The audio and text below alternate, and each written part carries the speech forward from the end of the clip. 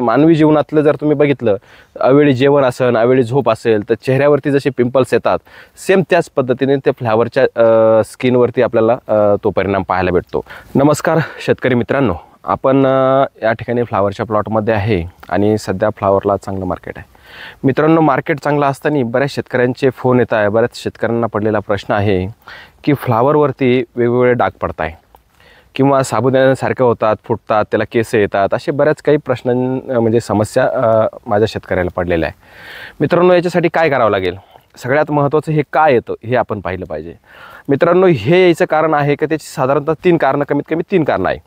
तर हे आपल्या जे वातावरणात बदल असतो, ज्यावेळेस क्लायमेट चेंज झाल्यानंतर व्हरायटी चेंज व्हायला अपेक्षित असते ती होत नाही. म्हणजे क्लायमेट चेंजच्या काळामध्ये हा असा अनुभव आपल्याला पाहायला मिळतो. त्याच्यानंतर पाण्याचं अवेळी पाणी असेल, त्याला खत व्यवस्थापन अवेळी असेल, ज्या पद्धतीनं आपण मानवी जीवनातलं जर तुम्ही बघितलं, अवेळी जेवण असेल, अवेळी झोप असेल, तर चेहऱ्यावरती जसे पिंपल्स येतात, सेम त्याच पद्धतीने ते फ्लावरच्या स्किनवरती आपल्याला तो परिणाम पाहायला भेटतो. म्हणजे वेळी काही आपलं शेड्यूल असेल, हे सुद्धा त्याला कारणीभूत असतं. आणि तिसरं कारण म्हणजे काही सूक्ष्म अन्नद्रव्ये, काही अन्नद्रव्यांची कमतरता. तर मित्रांनो, अन्नद्रव्यांची काही कमतरता असू शकते. मग ह्या 3 कारणांचा आपल्याला खरं तर अभ्यास करायचा आहे. सगळ्यात महत्त्वाचं आपल्याला वातावरणातील बदल लक्षात घ्यायचे आहे. त्याच्यानंतर व्यवस्थापन आपलं पाण्याचं असेल, त्याच्यासुद्धा फॉलोअप त्याचा व्यवस्थित घ्यायचा आहे. आणि सगळ्यात महत्त्वाचा हा व्हिडिओ आपण त्याच्यासाठी करतो आहे का याच्यावरती आपल्याला कोणतं औषध द्यायचं. हा जो आजार आहे, हा जो फ्लावरचा गड्डा खराब होतो आहे, याच्यासाठी हा कलर येऊ नये म्हणून किंवा ते साबुदाण्यासारखं होऊ नये म्हणून, त्यावरती केस येऊ नये म्हणून किंवा पिवळा पडतो, याच्यावरती आपल्याला काय औषध द्यायचं ह्यासाठी हा व्हिडिओ आहे. तर मित्रांनो, आपल्याला एक औषधाचं ॲप्लिकेशन मी देतो आहे स्प्रेसाठी. तर ह्याचा आपल्याला फवारा घ्यायचा आहे.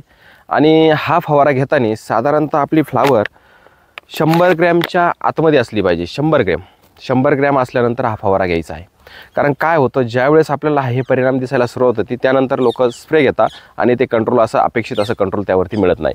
मित्रांनो, ज्यावेळेस आपलं फ्लावरचा गड्डा पालातून उमलतो आहे, त्यावेळेस जर आपण हा स्प्रे घेतला तर नक्कीच याचा रिझल्ट येतो आहे. तर आपल्याला स्प्रेसाठी काय घ्यायचं आहे? मित्रांनो, या ठिकाणी तुम्ही पाहू शकता, आपल्याला अमोनियम मॉलिब्डेनम घ्यायचं आहे.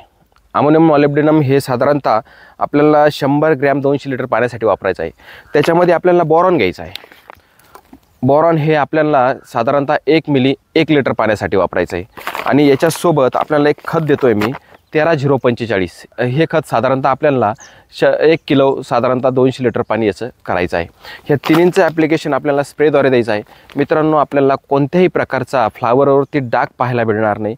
आणि चांगल्या उत्कृष्ट दर्जाची फ्लावर जर पिकवली तर नक्कीच त्याला मार्केटसुद्धा चांगलं भेटू शकतं आणि माझा शेतकऱ्यांचा फायदा होऊ शकतो. मित्रांनो, हा व्हिडिओ तुम्हाला कसा आवडला हे तुम्ही कमेंटद्वारे सांगायचं आहे. आणि नक्कीच आपल्या व्हिडिओला लाईक करायचं आहे, शेअर करायचं आहे. धन्यवाद.